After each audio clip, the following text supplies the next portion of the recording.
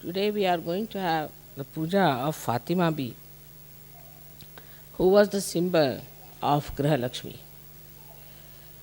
And so we are going to have the puja of the Graha Lakshmi principle within us.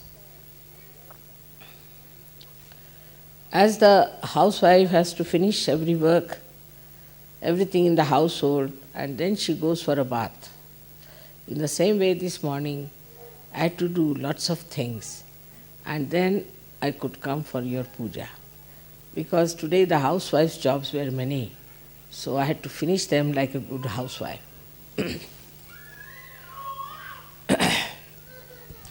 Now, the principle of Graha Lakshmi has been evolved and developed by the divine. It's not a human being's creation. And as you know, it resides in the left Nabhi. The Graha Lakshmi is the one that is represented in the life of Fatima, who was the daughter of Muhammad Sahib. Now she is always born in a relationship to a guru which is of virginity, of purity. So she comes as a sister or she comes as a daughter. Now the beauty of Fatima's life is that after the death of Muhammad Sahib, as usual, there were fanatic people who thought they can take the religion into their hands and can make it a very fanatic thing. And the attention was not paid so much towards the ascent of the person. Even Muhammad Sahib has described his son-in-law in many ways. And he is the only one, or there's another incarnation of Brahmadeva, who came on this earth. Ali came on this earth. He was the incarnation of Brahmadeva. And his another incarnation was Sopandev, which you can go to Pune, you can see the temple of Sopandev there.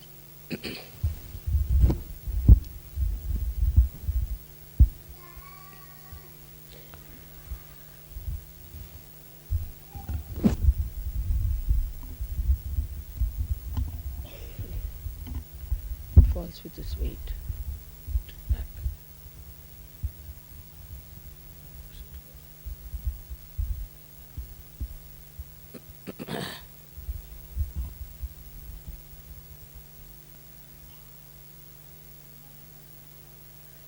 So we have Ali and his wife Fatima, who incarnated on the principle of the left Nabhi. She stayed in her house, in her household, and she observed what you call a kind of a parda or naqab as they call it, to cover her face. It's a symbol that a woman who is a housewife has to save her chastity by covering her face, because she was a beautiful woman and they were born in a country which was very, very violent, and she would have been definitely attacked in case she had not lived in that kind of fashion. As you know, in the time of Christ, though Mary was Mahalakshmi's incarnation, had to be very, very potential personality. And Christ did not want anybody to know what she was. But though she was in the house, she was Shakti. So she allowed her sons, or actually ordered them, to fight those fanatics who were trying to deny the authority of her husband. And you know, the Hassan and Hussein, they were killed there. It's a very beautiful thing how the Mahalakshmi Tattva of Sita took a form of Vishnu Maya, just to establish the beautiful principle of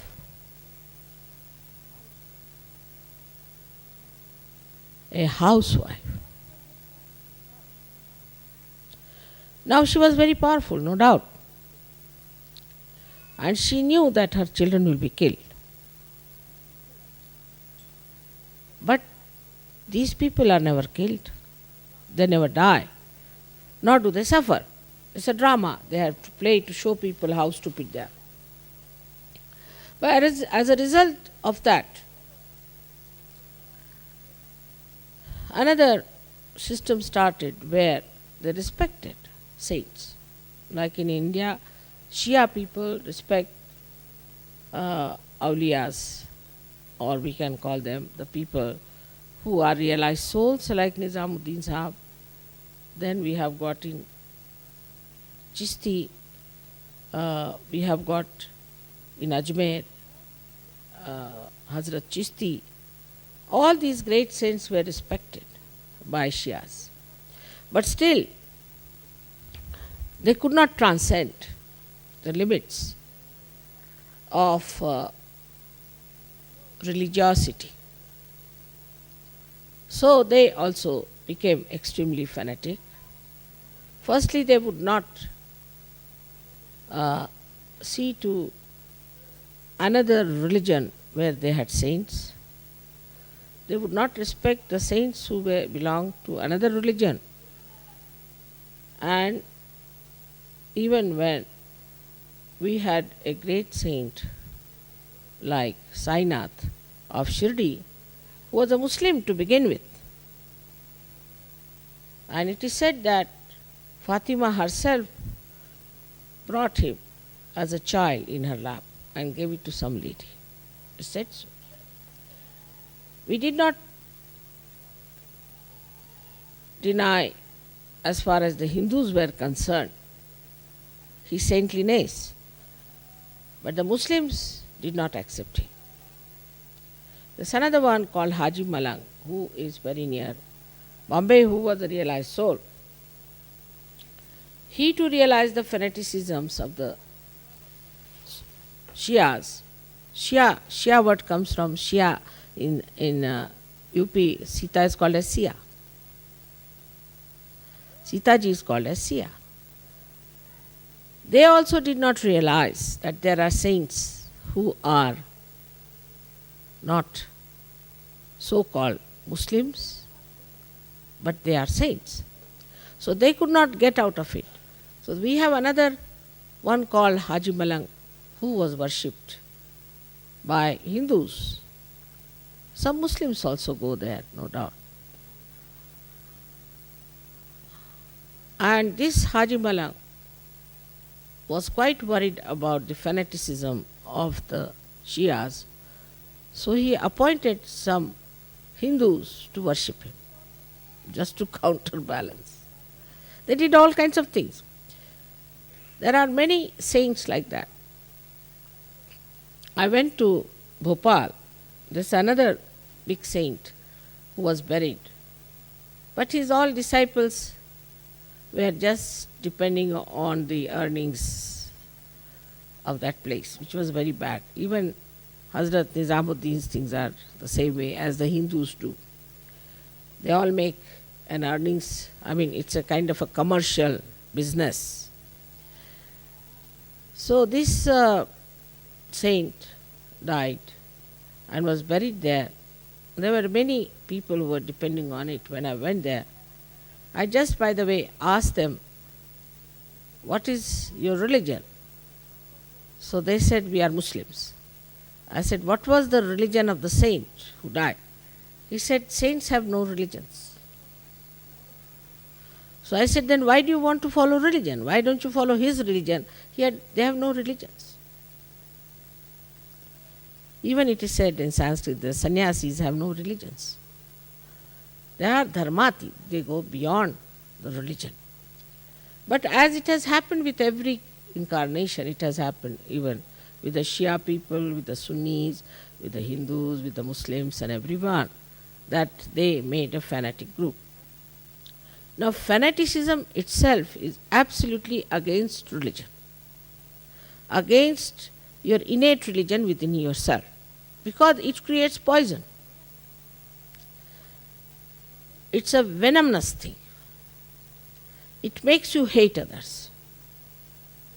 When you start hating others, then it reacts in you as horrible poison, which eats up all that is beautiful within you.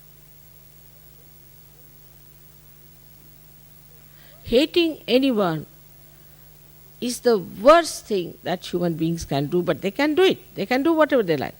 Animals don't hate anyone. Can you imagine? They don't know how to hate. They bite someone because that is their nature. They cut someone because that is their nature. They never hate someone. They may not like someone, but this hatred, which is a poison, is a speciality of human conception and a human absorption. Only human beings can hate. And this horrible thing, hatred, was settled between even the Muslims, which was not done. This Karbala was not created for hatred, but for love. Everything that was done for love was converted into hatred in every religion. Now, the worst part of the whole thing is that one part which hates thinks the other part is the worst of all. And the another part thinks that the first part is the worst of all. Under what rule, law, or logic they decide, that is their own lookout. So they club together like that.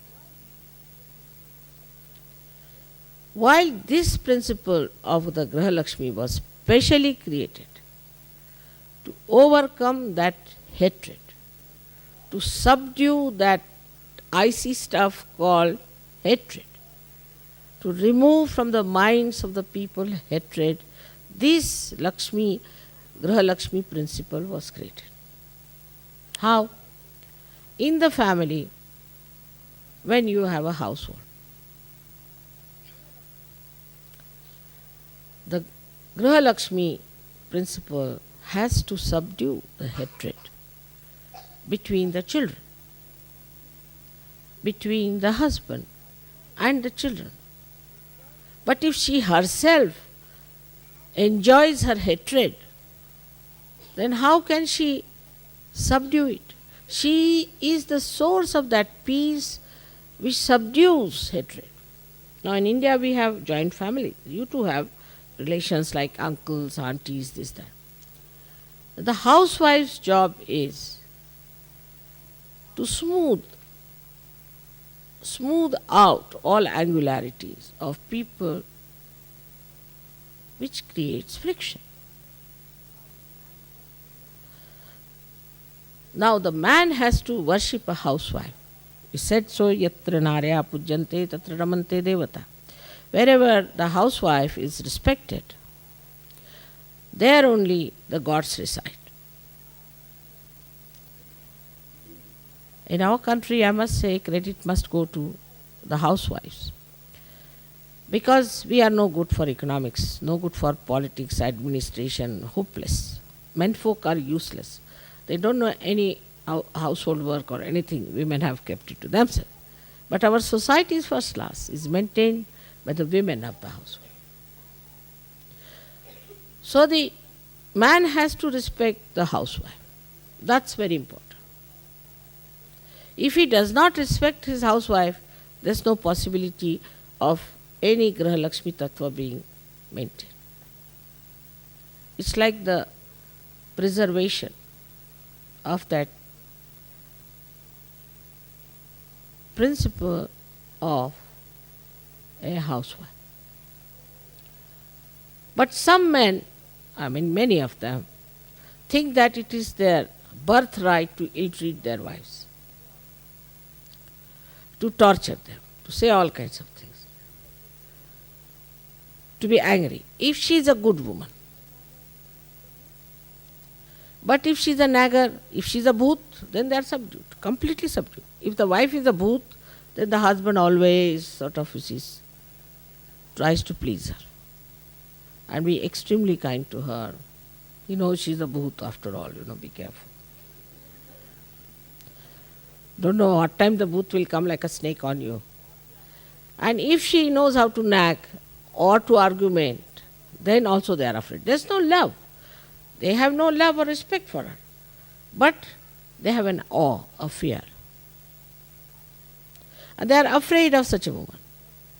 Now some women think if they become flirtish, then the husband are better controlled. But their basic principle they lose. The basic Shakti that they have, they lose. And they land up in difficulties. So, the basic principle of a Grahalakshmi is to respect her chastity.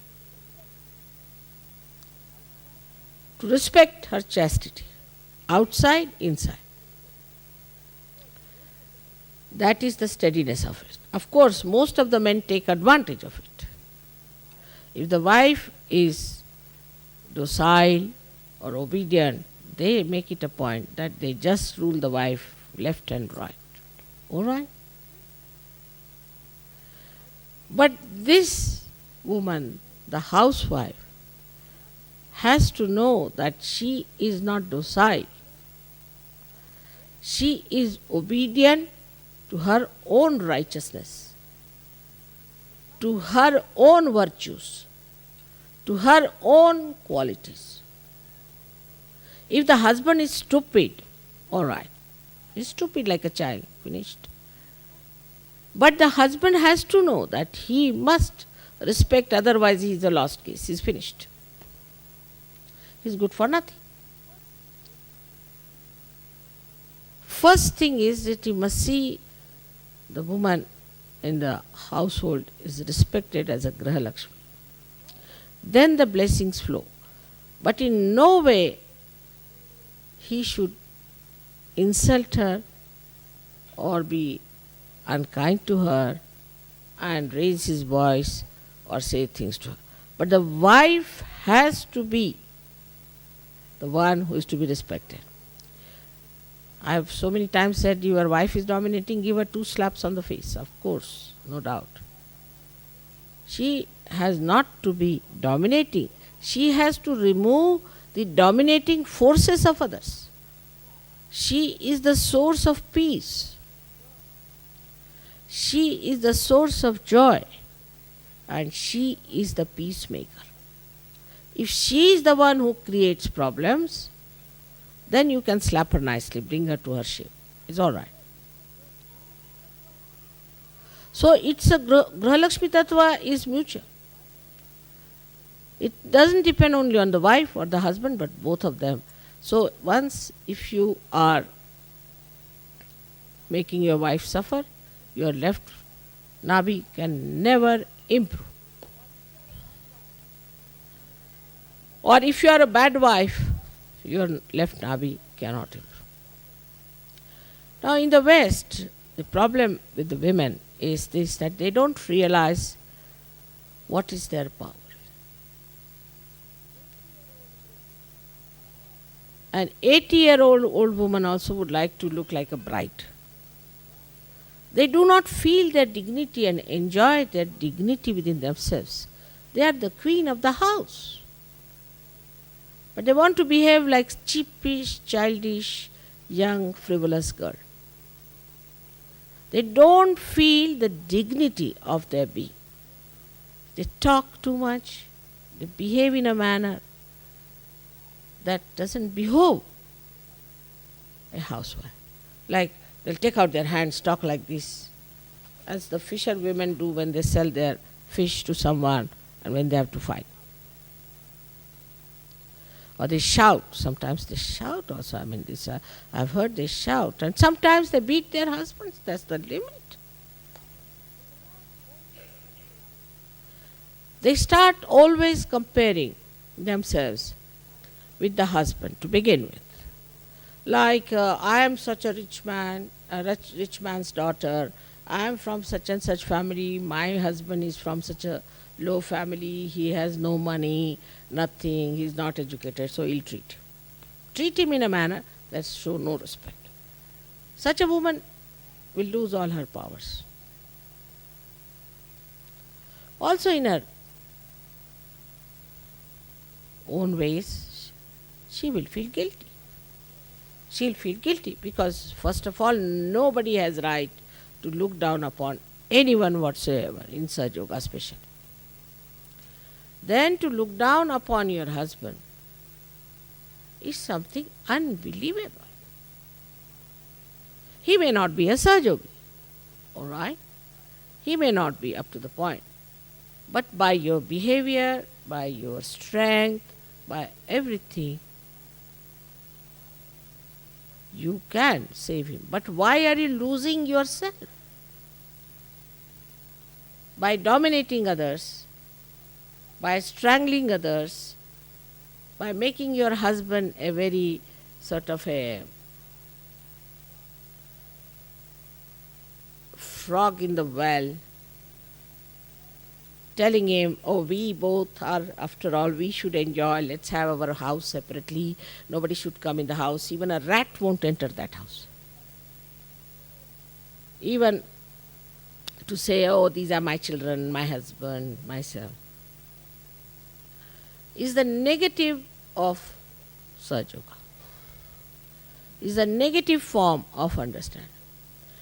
These are absolutely absurd things. They do not look like for any SahajaYogi or any SahajaYogini. All this kind of selfishness, all this kind of seclusion is against SahajaYoga. But a thing of a housewife is, oh, now, how much should I prepare? For example, there will be 50 persons coming. So the husband says, but only 10 are coming. Why do you want to have for 50 persons? But maybe they would like to eat more. But then why do you have 50 plates? Maybe they might bring their friends. So she thinks of her generosity. She enjoys her generosity. I have known many like that. Those they are not even SahajaYoginis. They'll say, then, will you come, sister-in-law, will you come for dinner? Oh, I'm not coming. You cook too many things. I'm not coming. No, I'll cook very few things, but please come. Then she just starts thinking immediately, what vegetables are available in the market? What should I get? What is the best? I mean, I'm not their guru. I'm not their mother. I'm just a relation. But they want to express their love through the food. They are the giver of food. Annada. They are the Annapurnas. And this is one of the qualities, the generosity if a woman doesn't have. She is not a SahajaYogini by any chance. Take it from her. Husband may be little miserly, doesn't matter.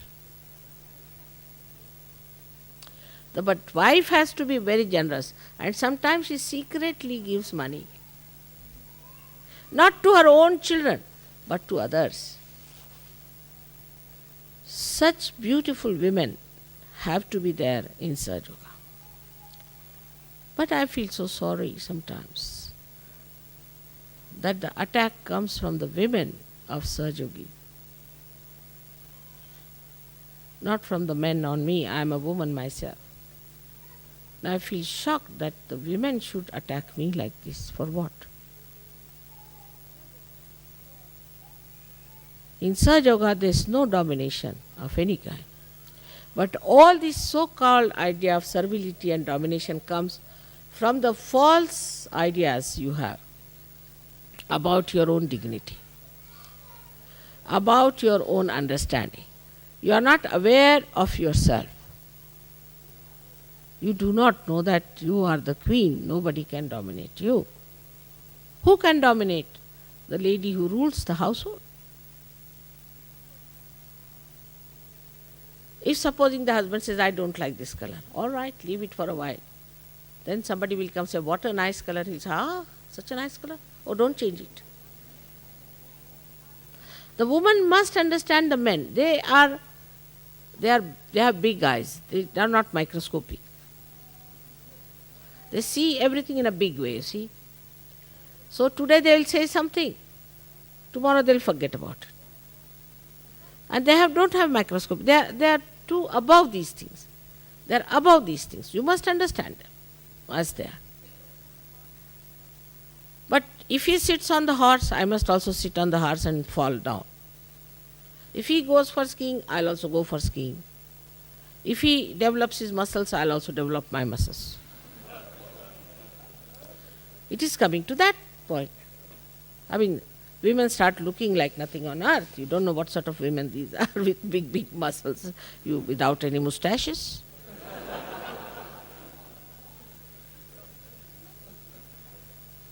So, this kind of stupid ideas we have. But there is no subordination of any kind. You are subordinated to your own dignity, to your own chastity, to your sense of honor, and above all to your righteousness. Because you are in charge of that. The man who is in charge has to look after that side. How many quarrels you create? How can you be quarrelsome when you are supposed to become the peacemaker? Supposing we send 2 peacemakers to some country to make peace and they cut each other's throat. What will you say to such a thing? You are the one who has to smooth down everything. You have the one who has to bring such expression of love, such sweet things, that the family itself feels rested in you, secured in you, because you are the mother. The family must feel secured within you. And this love is your power. This is your power, that you can give love. And giving love, you will find you will always enrich yourself. I mean, imagine what presents I give compared to what I get. I don't know, I'll have to build another house. I'm telling them, don't give me individual presents. I will not take any individual presents. Now, still, despite that, I don't know, just with love, if I get something, with care, that love, itself manifests and comes back to you like a poetry. You are sometimes surprised. I'll give you one simple example of my own life, which will tell you how love can work it out. I was a housewife to begin with and to end with, I think. And once I was in Delhi, my daughter was to be born, so I was knitting something for her, sitting outside in the lawn. When 3 persons walked into the house, 1 lady and 2 men, and they came and said, see, now we are housewives. I'm a housewife, and these 2 are, one is my husband and he's the friend of my husband, and he's a Muslim, and we have come to you for shelter because we are refugees. I looked at them, they looked very good to me, they were quite all right. I said, all right, you please settle down in my house. So I gave them the outside room, which had a kitchen and a bathroom and this thing. And for the gentleman, I said, there's another spare room, you can stay there, and husband and wife can stay. In the evening, my brother came in. He started shouting at the top of his voice. He said, what is this? You don't know these people. They may be thieves. They may be this. They might do this. And then he joined my husband came. He also joined him because, you see, they were friends. So he told me, all men just the same, you see. So he said, you see, she doesn't understand. She's kept these 3 persons here who God knows what they are. They are saying refugees, this thing. She doesn't know he's a Muslim, he's a Hindu. God knows she's 2 husbands, 1 husband, like that. You see, all kinds of things. Next morning they forgot about it. I said, all right, let them be there for 1 night. Is all right. I can't drive them out today, 1 night. Next morning they forgot that they were living there. That's like men. First day, such a blasting, such a blasting. I said, all right, one night. Now don't shout, they'll feel hurt. So let them stay. One night, they stood down. Next morning they went away for their work. They had no time. It was, you see, only on a weekday they become active in the household. Otherwise they're inactive. So they went away.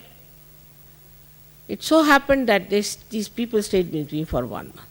Then this lady got a job and she went away with her husband and this Muslim. But in the meanwhile, there was a big riot in Delhi, very big riot, because many Hindus and Sikh people were killed in Punjab. It had a reflection in Delhi and they started killing all the Muslims there. So 3-4 Sikh people and 1 or 2 Hindus came to my house and they said, we are told that you have a Muslim staying with you. I said, no, how can I have? I said, there is a Muslim, we have to kill him. I said, see, I am wearing such a big tikka. Can you believe it, that I could have a Muslim in the house? They thought I must be a real Hindu fanatic, you see. So they believed me. I said, see now, if you have to go in my house, you will go on my dead body. I will not allow you. So they felt quite frightened. They went away. So this fellow heard my things and he came and he said, I'm surprised, how did you risk your life? I said, there's nothing. Nothing. His life was saved. Now this gentleman, this Muslim gentleman became a great poet called Shahir Ludhianvi. And this lady became a great actress. Carnival Chatra? The one who used to act like a mother. Huh? Sachadev. Achala Sachadev. I knew it was they had become one day and all that, but I didn't tell anybody about it. I said, now supposing they came to know I am in Bombay, they will just go mad about me. And I said, I have no time for all that. So we started a film center for the young people to give them some good films. But it all made into a farce later on. They never listened to me, but whatever it is. So they said that we should get this Achala Sachdev to act as a mother. I said, all right, but don't tell her I have said, I have anything to do with it. So years had passed, about after I think 12 years or so. So they went and told her, so she was fussing like an actress, no, how much are you going to pay me? I cannot act free, everybody will ask for free, then how can I give you free? You'll have to give me a sari, you'll have to give so much money, this thing. They said, all right, come to the Muhurat at least, come to the Muhurat, to the beginning. So big Muhurat is the one where you start it. So she came and I was there. She looked at me and just, she couldn't believe that she was seeing me after 12 years. The tears started rolling her eyes. Absolutely, she couldn't say anything, just she came and fell into my arms. And she said, where were you last? All these days I've been trying to trace you out. And then she started describing me and all. Then Shahir Ludhianvi was there and he said that, how this lady is here? They said, this is her work. Oh God, why didn't you tell us? You see, we'll give our lives for her. And they were all amazed how they were changed. She said, no money, nothing, I'm going to give money for this project. Nothing doing. See now, I was a housewife, just an ordinary housewife. I didn't have so many rights on my husband's property or anything. And my brother, another dominating fellow, both of them put together just were about to kill me that night with their temper and anger. I shoot them down. And then, when I told my husband and my brother, they were amazed. I said, they are the ones who have become like this. And see the change, how much they have. And then they said, no more we are going to say no to any charitable institution. This is the last mistake we have committed. And the whole idea of earning and money and this and that just toppled down. And she has acted in many films for charity. And this Ludhianvi also wrote many things for charity. So a woman can make a man a charitable personality. because she herself is charitable. She has so many beautiful, she's an artist. And she can create beauty around her, in her household, in her family, in her society, everywhere. But no, women want to fight like men. They will have associations. They will have, what you call that, labor से क्या है क्या बनाते labour लोग क्या बना unions. They would like to have unions to fight for their rights. I agree that some of the men have been extremely cruel, some of the laws are extremely cruel, this thing, that thing, and that they have to be told. But this is not the way. There is another way of improving these men who try to destroy the women. Because women have one very great quality, that Ganas are with them. And Sri Ganapati is with them. He will never side with men. If they are chaste and do not try to show off their body and show off their beauty and want to make sort of a capital out of it. Such women are extremely powerful. Extremely powerful, and they show their valor when it comes to anything. Like we had Jhansi Ki Rani. She was an ordinary housewife. She fought the British. And the British also were surprised at her valor, and they said that we have got Jhansi, all right, but the glory goes to the Queen of Jhansi. Like that we had many, Noor Jahan we had Ahilya Bai, we had many great women in India because of the institution. Padmini we had, Chand Bibi. There's so many women we can mention who have been great women who were housewives.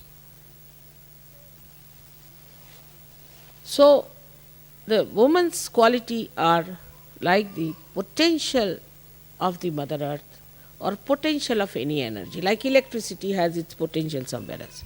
You see the lights here, makes no difference. One light or two lights, but the potential is important.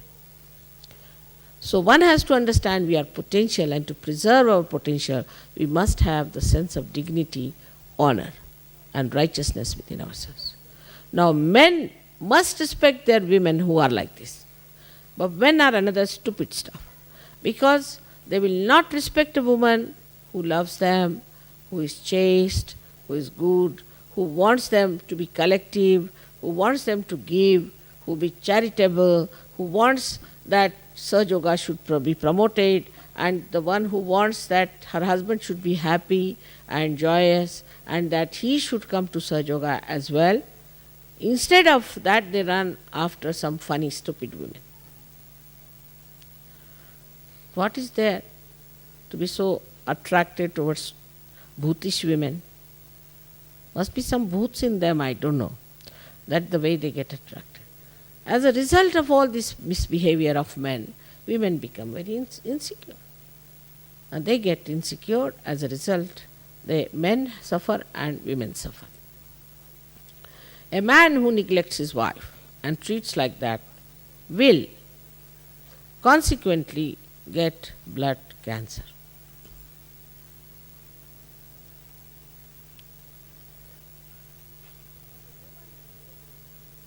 And the woman who behaves like this,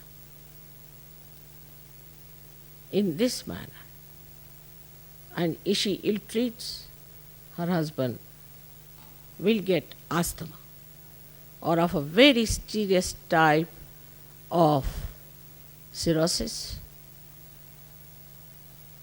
Could be brain damage, could be paralysis,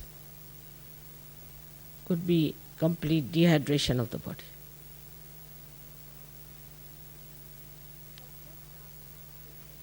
Because left Nabhi is so important. If the left Nabhi is made hectic, as you know, by your running about and jumping about and by being hectic, that left Nabhi becomes hectic and you develop blood cancer. I have always seen that the women who are thin, their husbands are jittery. Why?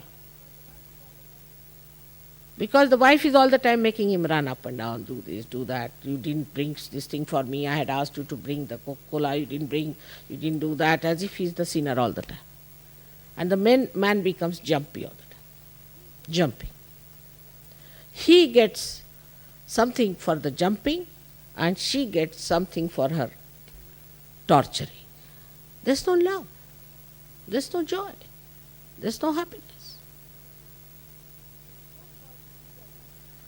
The so-called figure madness, which is now subsiding, thank God, it's coming from America now, subsiding. This figure madness makes you funny. Women have to be settled down women. They have to be grahastis, that is the one who settles in the household. She had to be satisfied with her household. If she is all the time running about, she doesn't want to stay in the house, then she is not a housewife, but she is a maid servant. There's a saying that there was a lady who was a maid servant, and then she was made a housewife. But she could not stop her running about because she was a maid servant. She doesn't settle in the household. Now, for whom is the household?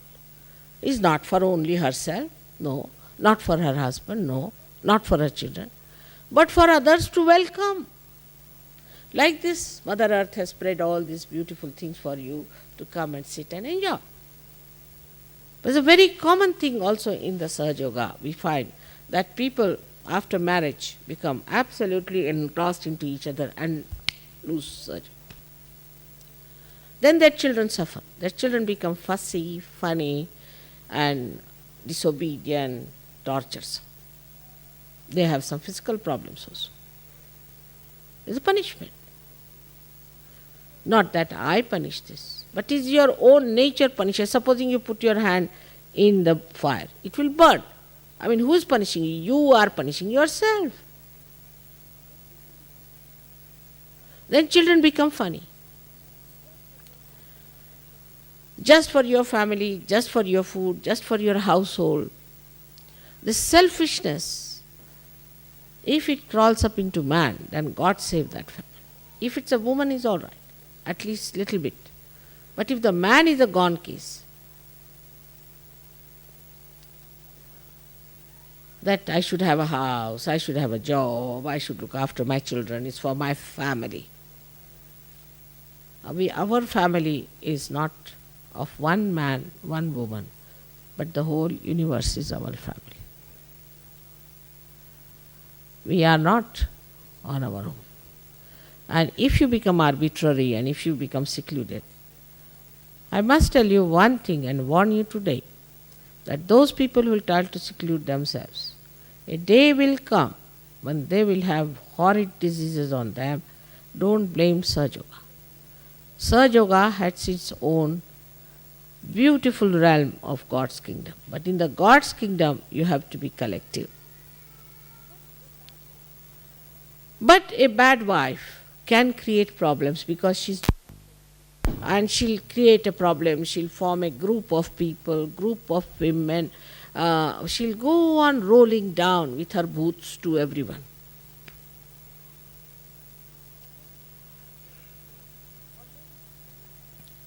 Or maybe she is very conscious of her education, maybe conscious of her position or of her money and all that.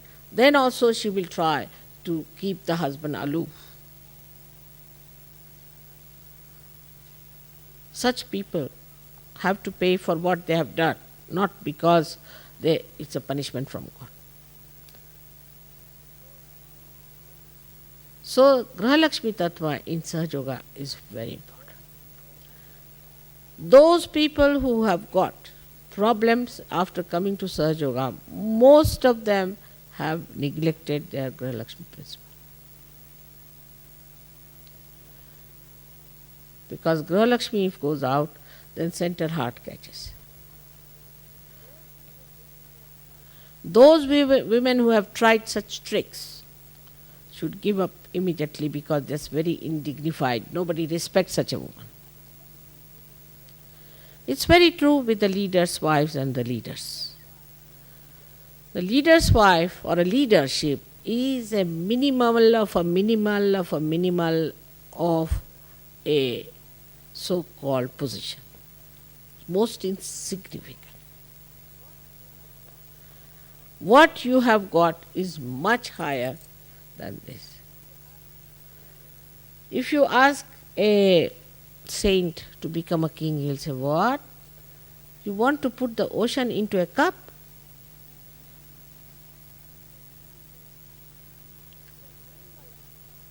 Is the minimal of minimal, is the lowest of lowest. Those who think their life is service are another stupid people. Their life is enjoyment, not service. But that service itself is enjoyment. But if you just keep to service, I'm sacrificing, this is my tapasya, finished. Then you end up as a tapasvi with like a beanstalk, thin. You can be used for a cross.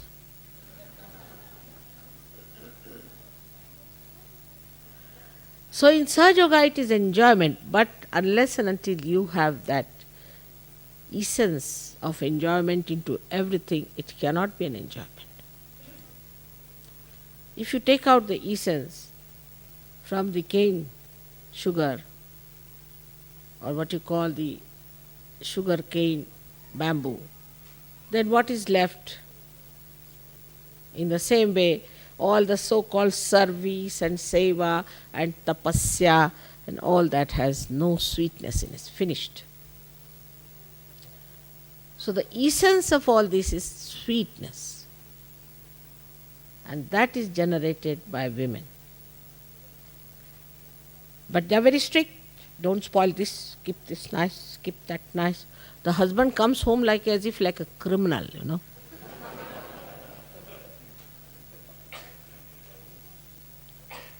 He has to be like a bull in a china shop. He has to be. It's a good thing in a way.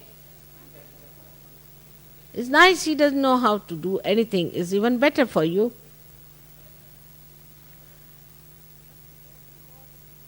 But to make him all the time slave, do this, you didn't do this for me, do that for me, is not the job of a housewife. Her job is like the Mother Earth. Does she complain? Nothing. She gives you everything so much. It's the sustenance in her, so dignity. Such powers she has. What does she care for anybody giving her anything? You'll be amazed if I tell you today, till yesterday, I never asked my husband to buy me anything. For the first time I asked him to buy me a camera, and you see the result in the evening, what he said. Least expected. Never in lifetime. He used to say, you must tell me what you want. For first time I said something and see the effect, because I have never said to him. So such a woman has to be self-satisfied. Satisfied within herself, because she has to give. The person who has to give, how can she demand? She has to give love, because she is love. She has to give all the services. She has to give all the possessions. She has to suit down. What a responsibility, I tell you. What a responsibility.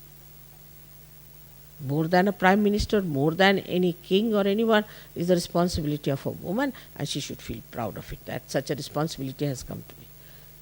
A housewife has a much more responsibility than a leader of SahajaYoga.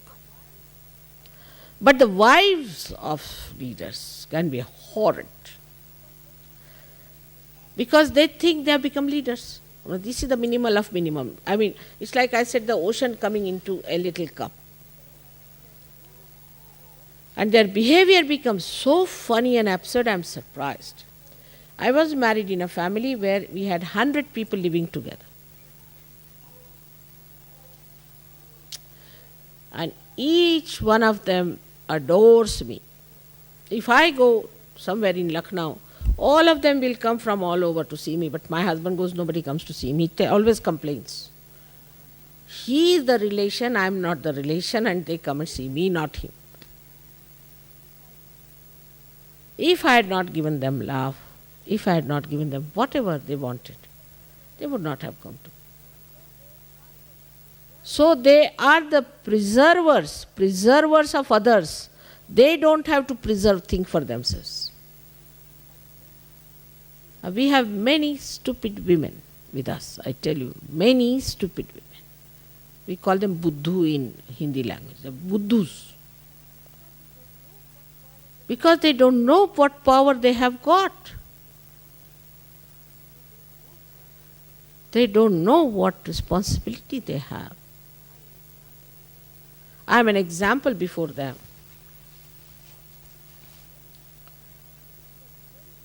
And this is the very big problem with me, that practically I think 60% leaders have horrible wives, I must say. Horrible.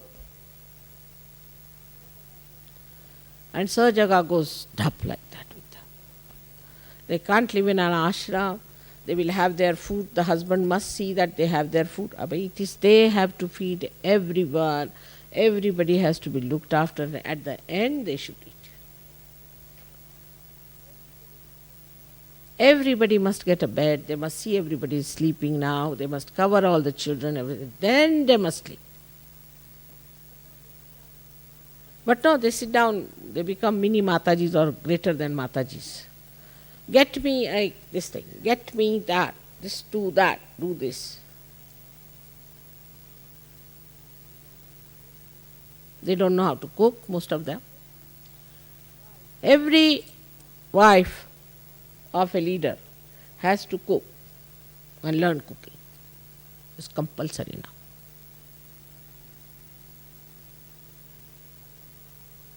They have to cook, and with heart. They should be able to cook and give with love to others. That's the minimum of Annapurna. And the husband shouldn't find faults with them. In the beginning, they might make mistakes. Then encourage. Encourage their qualities. Encourage their goodness. Encourage their niceness. Also, I have seen some very good ladies who were taking very active life in SahajaYoga. After marriage, they are lost. Husbands are also supposed to be SahajaYogis. Lost. Sometimes they appear, sometimes if I am there, they come, otherwise they are not there. Today I was asking Arnu, he told me so many of them are like that here. That means there is something wrong with the husbands. Because before marriage they were better off. So how much it is important, Grahalakshmi principle within us, for us to be together, to us to grow together, to feel the togetherness, all the time the oneness that is within us. So yesterday, as I told you, that I will tell you about the ragas we have. Ra is energy. Ga is, in Sanskrit language, ga gaeti, means which penetrates, which moves into everything. It's the etheric qualities. Etheric, into which, you see, you put anything into ether, you can receive it anywhere. So the raga is the energy which goes into the ether and touches your spirit. That is the raga. And these ragas are, I would say, are something like a housewife.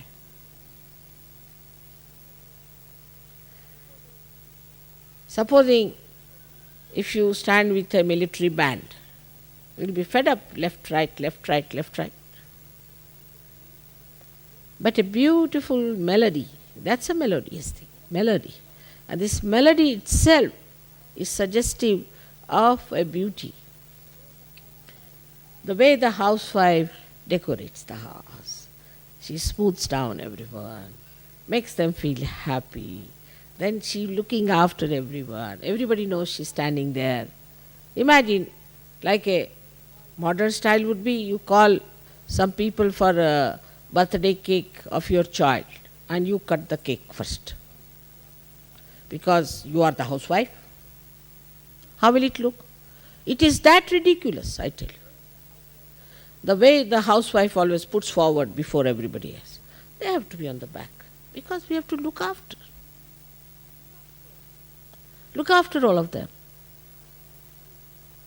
And this is what is a raga is. It caters to all your angularities. Supposing a person is very upset and worried, he comes from office, sits down, puts on a raga, soothes you down. It makes you settle down. Like people come home for 5 days, live like, I don't know what to call, not even hotels, but live in a tent like thing. And the 6th day they are out at the sea. Or they go and stay in a hotel. Nobody wants to stay in the house because there's no Grihalaxmi principle between the two. But raga needs baitak, is sitting down, settling down. Unless and until you settle down, you cannot enjoy raga. Imagine somebody listening to a raga when he is jumpy. So one has to settle down. And that settling down is what is the work of a woman who is a housewife. And the man has to act, is to settle down. As I have told you many a times, how your left Nabhi goes out in the modern times much more. And many children are also born of the women who are hectic. Is that the wife, normally in India before, see the husband used to get up, have his bath. All the time his wife is not with him. She's cooking for him, she's looking after the children doing. All the time sticking on to husband also is a sign of boredom. Husband gets bored, wife gets bored. Then they have a divorce. She must have other interests like looking after the children, household, SahajaYoga, things like that. Then he comes from the bath, he sits on the ground in India. Now we are sitting on the tables, all right, at least sit on the table. Not on the table but on the chair. You do like this. Or this lady was quarreling, or I met another lady, she was telling me you wear this and you wear that. No, she says let him eat his food. That's why in India, if husband has to show temper, he doesn't eat food in the house, or he'll wash his underclothes himself on his wife. That is how they show their temper. So then she fans the husband slowly and tells him good things. You see, today, you know why my son got up and he said, I love my father very much. He said, really? Yes, he said. He said, so. And husband knows she's telling lies also.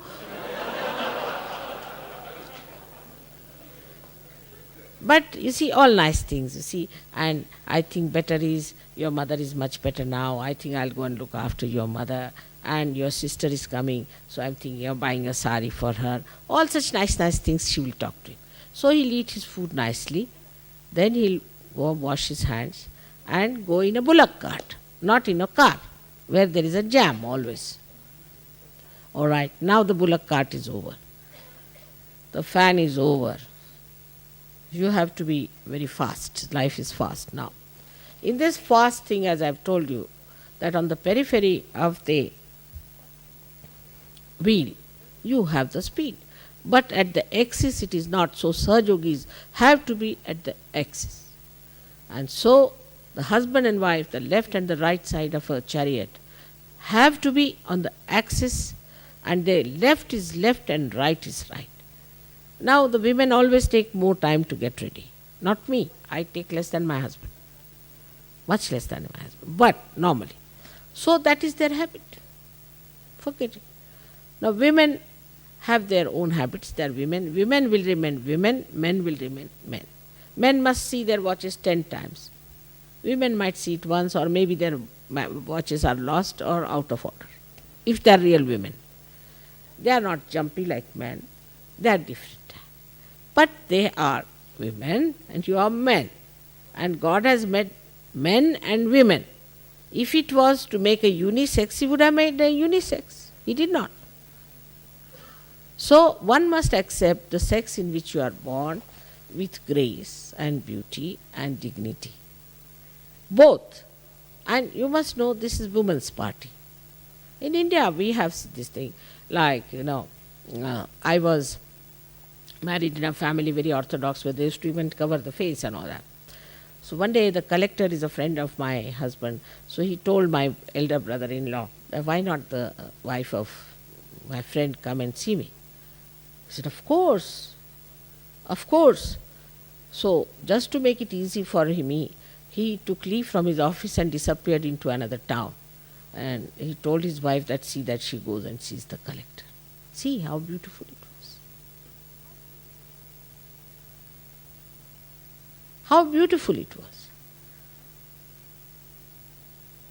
And I never felt that he was dominating me, because after all that was the system of that family. All right, it's all right. But for this, what you need is pure intelligence. If the husband is a dullard, he'll bring down his wife. If the wife is a dullard, she'll bring down the husband. If a woman is very smart, talks well, and she knows how to talk and impress people, doesn't mean that she is very intelligent. I call that person the most intelligent who sees the benevolence, the ascent, and the ultimate goal. That person is the most sensitive, is the most intelligent. All other intelligence is avidya, is useless. Now, on this subject, I think I can write a book. So it's better leave it to the book. And today, let us have the puja. May God bless you. Any questions?